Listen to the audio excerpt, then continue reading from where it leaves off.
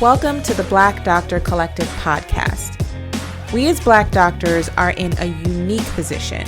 We can change our communities, healthcare, and the world. Of course, we start by changing the way we see and value ourselves. I'm your host, Dr. Shanika Horn, pediatrician and physician coach, travel extraordinaire. I am so happy to have you here and listening. So let's get into it.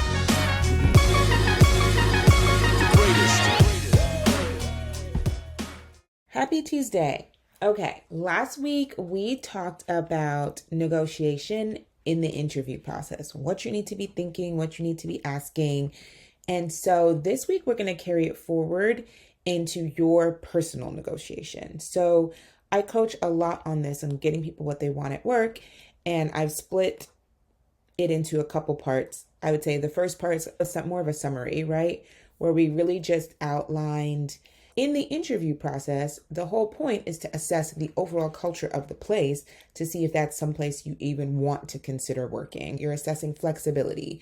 You want to be talking about patient load, call requirements, support staff, like all of the things. So if you haven't gone and listened to that episode, I think you should. It's critical to just set yourself up right from the very beginning. In fact, I always say that negotiation starts before you get to that offer letter and not after an interview. In fact, I honestly think it starts from the job search, right? Like you should be in tune to what you actually need in your life, not just what you think is reasonable. I know a lot of people apply for full-time jobs they don't actually want because they don't want to admit to themselves that they want part-time. I know this because I was there. And it didn't seem feasible because I just hadn't seen it. I didn't know people were comfortably working part-time. Now that I do, there's no going back. Okay. But I do think that the job search is your first foundational thing for getting the job that you want. So as you're searching for jobs, you need to have an idea. Maybe you need to come to Jesus on what it is you actually need from your work environment. So when you're doing the search, you're not clicking apply on things that you really have no business applying for. All right, that being said, we talked about the interview, the general interview process, that first prelim round where you're having these conversations, they're getting to know you, you're getting to know them. It's a little bit of this like nice little dating, courting movement. And that's a great place to ask questions because you're not as committed quite yet. Like you're just feeling them out. They're just feeling you out. You don't have all your eggs in that basket, hopefully. You haven't put this job on a pedestal, okay? We talked about that last episode. Like I said, go back, watch it, listen to it, whatever your flavor is. Okay.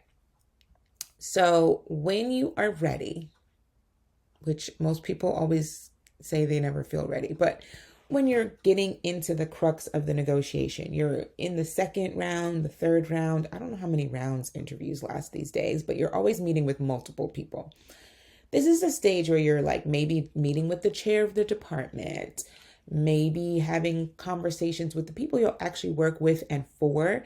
This is when you're going to start talking about money, benefits, your specific needs, your specific scheduling requests, contingencies. It is so important to have in your mind what you need and why that's important. Because otherwise, if you have no idea why it's important, you're going to back down. Period. End of story. Okay. The other thing is you're going to agree to things by accident. This is what I mean. You ever have someone come up to you and ask you for something that you weren't prepared for? They're like, oh, can you cover this day? Or can you trade shifts with me? Or can you cover this holiday? And you weren't prepared. You didn't see them coming. And there's some kind of internal tension that you feel where you immediately want to just answer the question, resolve that tension. A lot of people have that. Some people don't. And if you're one of the people that don't, good for you. I'm not talking to you right now. Come back in about 30 seconds. For those people to whom it applies, you need to create a distance between yourself and answering that question. Otherwise, you end up saying yes. And then half an hour later, or at the end of the day, when you have time to reflect, you realize either you can't do the thing, you didn't want to, or you don't even really know the full extent of what you've agreed to. That happens all the time. So I have a client right now who feels flustered sometimes when these questions come up. And so she'll just say, yeah, okay, it's fine. And then later she's, why did I say that? Why did I agree to that? Some random schedule change. And she's, oh, and then of course she feels guilty because she already agreed. She doesn't want to go back to them and change it. So that becomes a thing. And then she ends up doing things that she doesn't want to do. I had another client, we're finished now, but when she came to me, she was saying that people would ask her to do research projects or whatever, and she was saying yes to everything. A lot of that actually has a deeper meaning. It comes from us feeling like we need to prove ourselves or we need to be a team player. There's some belief underlying it that makes us feel like we are obligated to say yes, or else people will think something about us. There's like that thought. But if you are not prepared and you haven't spent any time thinking about what you want and why you want it, that will happen. And that will happen in the negotiation process, and it will happen long after the negotiation process. So in addition to saying that negotiation starts and building the job of your dream starts from the job search, it does not end when you sign an offer letter or a contract. It continues because people will continue to ask for stuff. Y'all know job creep is so real. They will just continue to ask you to do free stuff until the end of time, like into perpetuity. Okay. We are going to focus more today. So for those people who this did not apply to, this is where you check back in. Hey, y'all, we back.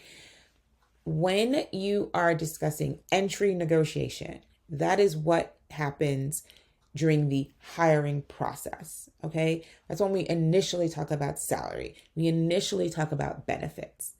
I start the salary talk in the interview process, like with the chief of the department. I was going to say of pediatrics, but not all y'all are peds.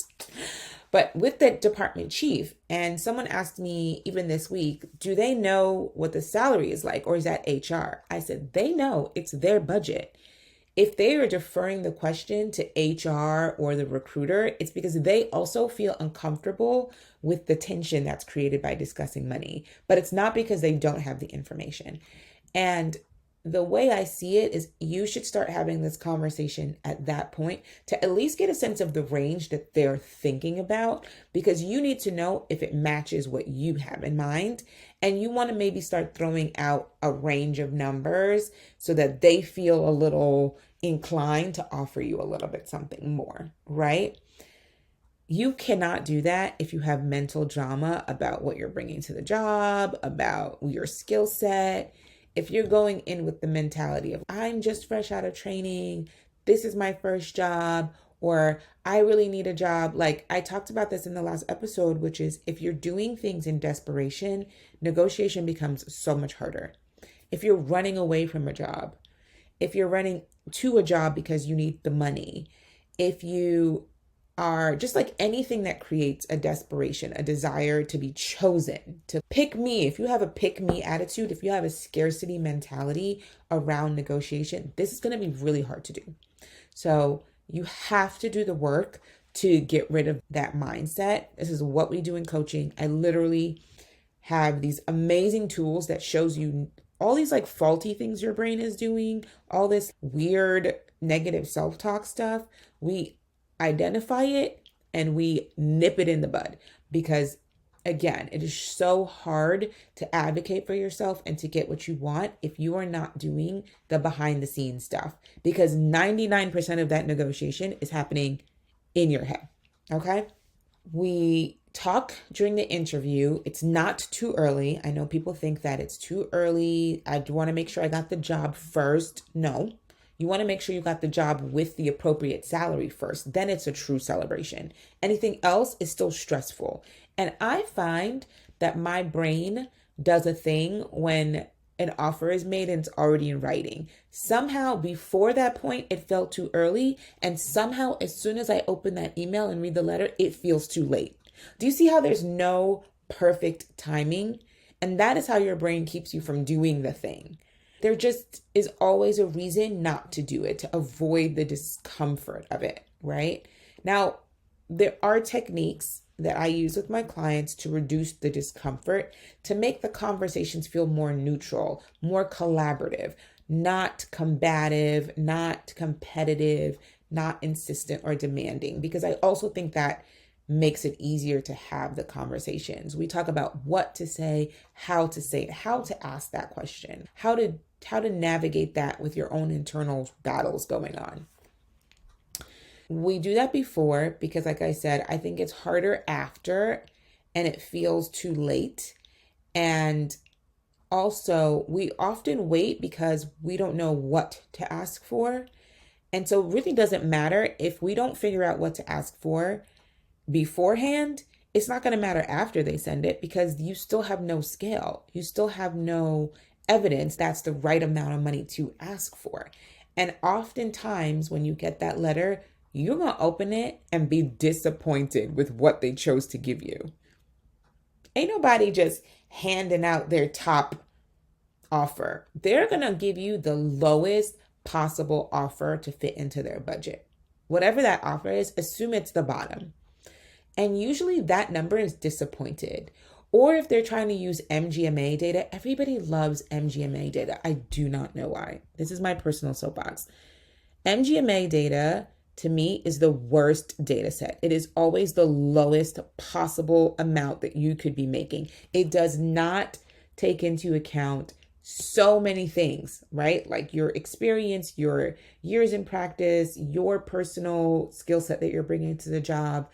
I don't even know if they do it necessarily. I think they do it by region, but it's still just very convoluted, diluted data. And so if you are using that as your baseline, you might agree to whatever nonsense they offer you. But also understand that they never gave you their top offer. There's always room to go up. Okay. So like I said, for me, once it's in the fine print, I find my brain puts up a fight about asking for more. And so that is a problem. Okay, we talked about salary. This is also where you start talking about benefits if you need something specific. I think a lot of benefits packages, right, are pretty standard, but people are asking for crazy stuff. People are asking for a loan repayment, not crazy, but people are asking for big things: loan repayment, family relocation budgets, helping their spouses find jobs, visas for them and their family. There's like such an unlimited list of things that you could ask for. But when you don't know and you haven't thought about yourself and what you need, you don't even know what to ask for in a benefits packages. Again, going right back to the core thing of deciding what it is you need and why you need it so that you can ask for it before the offer comes in. Now, salary and benefits are not the only important components. I know. As soon as you see a number, you bust out your little calculator and you be in there calculating about how much money you're going to take home, what you're going to do with that money, how much that's going to look good in your bank account, right? When they give you that concept of how much vacation time, personal time off you have, you calculating what beach you're about to be on. Somebody's beach is about to see me this year, right? That's what we're thinking. And we get excited and we allow ourselves to get excited. But you need to understand your salary components and not just base salary versus RVU versus productivity, but also what are they actually asking you to do, and make sure that you're okay with it. You need to be prepared to go back and forth on all of these concepts. You have to dispel the notion that going back and forth is a bad thing. It's not. HR or your employer, whoever is doing your hiring, should be thrilled to answer all of your questions, should be thrilled to comprise a package for you so that they know that you're coming in happy, prepared to do good work, and prepared to stay. Because the hiring process is long and exhausting for everybody. You, them, it's expensive. The longer they go without having a physician in a position there, the longer they are not collecting money. And they are making millions of dollars off of every physician that's in there. So imagine the cost per day that they are losing by not having someone in that position. They want you to come and they want you to stay. When you are asking questions, they can see how vested you are in creating an ideal situation, that you are in it, you are committed to it. So As you're doing this, I want you to aim for clarity. Nothing should be ambiguous. You need to know exactly what you are agreeing to. You do not go in thinking, oh, this is vague, but once I get in there, I'll figure it out. No, please don't do that. For the same reason that you have a hard time negotiating after an offer letter is received, it's going to be the same reason you have a hard time negotiating once you're in the job. You cannot go in hoping you can eventually fix something that you knew from the onset you did not like. It's going to be difficult. It's not impossible. And I actually help people do that, fix things in the post, right? No judgment. It happens to a lot of us. We didn't know, we were not trained this way. Just forgive yourself for it already. Stop judging yourself about the fact that you didn't negotiate or that you agreed to something you knew going in you didn't, or you had an idea that it was not going to work out, but you still went and did it anyway. Forgive yourself. You were trying to provide some safety, some income, something for yourself, and you did the best that you could do. But now you're here with me, listening to the podcast, understanding that you can learn and do better. Okay. If you are in need of specific things in a job environment, you have to ask for them. If you're the kind of person that is, I want to be able to give feedback in this office, I want to be able to do community-based interventions. This process of negotiating before you get an offer, before you get into the door, is where you get into the nitty-gritty of how they can support you, your project, your ideas, whether it's giving you admin time, half day, any kind of protected time to do the things that you feel passionate about, the things that are going to replenish you. That is really what's making your job sustainable. Okay. I had a client one of my clients, she's actually a guest on the podcast coming up in a couple weeks. So she was shocked actually that after asking all these questions, like the HR person literally called her after she left the office, hey, I didn't get a chance to get back to you, but I really wanted to answer your questions, like was just enthusiastic to talk through things with her. She was shocked because our general consensus is that we think no one wants to give us what we're asking for. And that's not true. The other part of it was as she asked for things, they were happy to give it to her. But it really required her to figure out what she wanted, what she needed, what that would look like, that she's entitled to get it. And that was a lot of the work we were doing in the coaching. Let's figure out everything you need to ask for and how to ask for it and how to present it in a way that makes it feel collaborative. Okay. So you're aiming for clarity, both from your own self. What the heck do you want? And then you're also aiming for clarity in terms of what they can give you, what they're willing to do, all of that. The next thing you want to know is flexibility. Are they flexible? When you're asking questions in the interview process and they're telling you things are standard, non-negotiable, if they're using any of those nasty terms, those terms are nasty, okay? You don't want to work there. So again, I say entering a negotiation process when you're desperate is going to make you overlook those terms. You want to know in advance if they're flexible, again, because some of us will still walk into an environment thinking we can fix or amend it after. If they're showing you a lack of flexibility from the onset, think about how that's going to be to try to do it when you're in the job and that is your primary source of income and you don't have another way to go or a way out. It's going to be rough, okay? It's going to feel harder. And then the thing that happens, that I've noticed that happens with all of us, is like you get into something. This happens at work. This happens in relationships. It's not quite what you thought it was going to be. And you're a little bit disappointed. But then you start to lie to yourself. You start to say, it's not so bad. You start to ignore two things. The possibility of a good outcome somewhere else, right? You're telling yourself, oh, the grass isn't always greener. I might be out of the frying pan into the fire. Let me stick with the devil I know versus the devil I don't. Look at how many phrases I just gave you, euphemisms that are built into our culture that just show you the human pattern of ignoring bad situations and convincing yourself to stay where you don't need to be.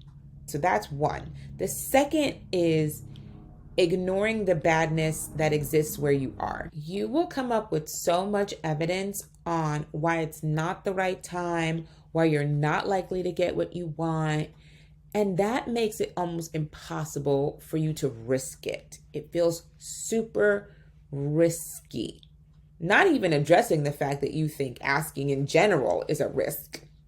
Okay, so to really bring it back home for everyone is if we don't address our underlying beliefs, all of this just goes to crap. It makes it so difficult to start it, to finish it, to go back and forth, to amend after we're in a work environment, all of these things. So when we work together, I help my clients understand these harmful underlying beliefs and how to adjust them, because believing asking is risky means your brain is doing a whole risk analysis. That meme where the person's like staring and there's all these complicated calculus equations, I feel like that's a picture I have in my brain anytime I think about people calculating the risk around asking, right? You're doing all these calculations, but you don't even have all the variables. You don't have all the figures. You're only doing this with part of the information. You likely don't have the full picture because you were afraid to even ask if something was a possibility. We would never do this in medical practice. Never. We would ask all the questions, get all the labs, do the imaging, consult the specialists. And sometimes your colleagues do this a little too much. You'd be like, why are they ordering a CT on this one person? I got a colleague right now.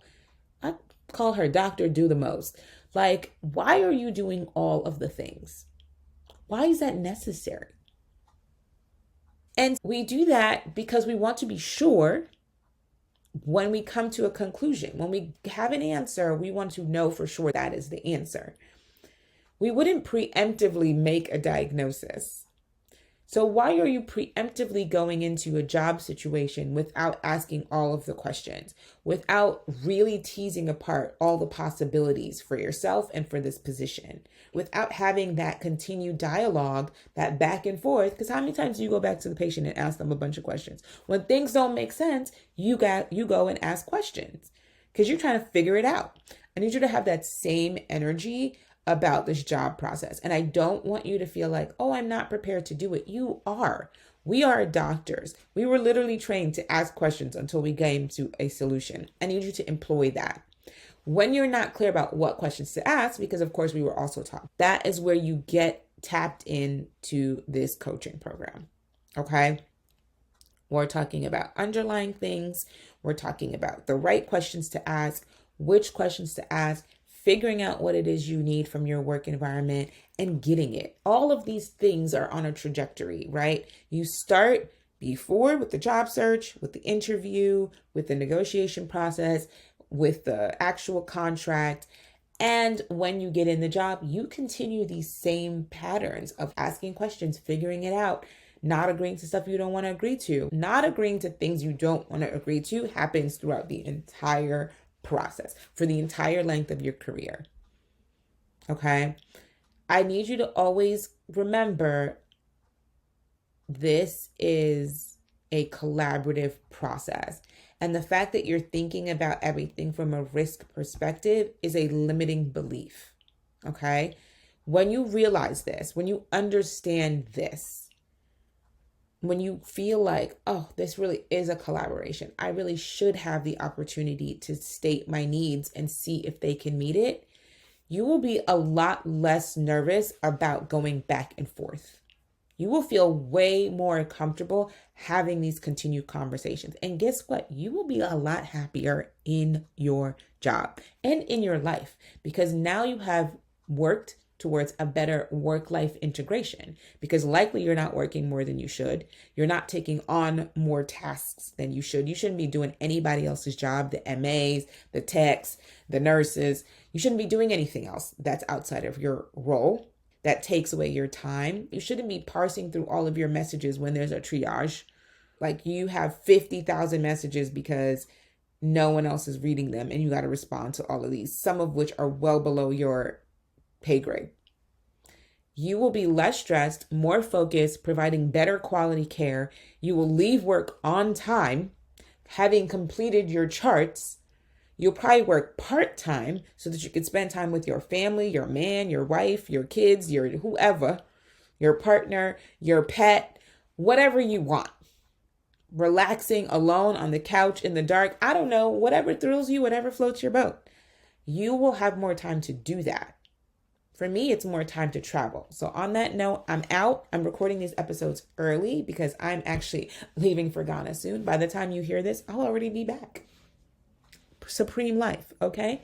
So message me. I still want to hear your questions. I have been saying, please submit questions to me. I have been getting a couple. I'm gonna get to start answering them.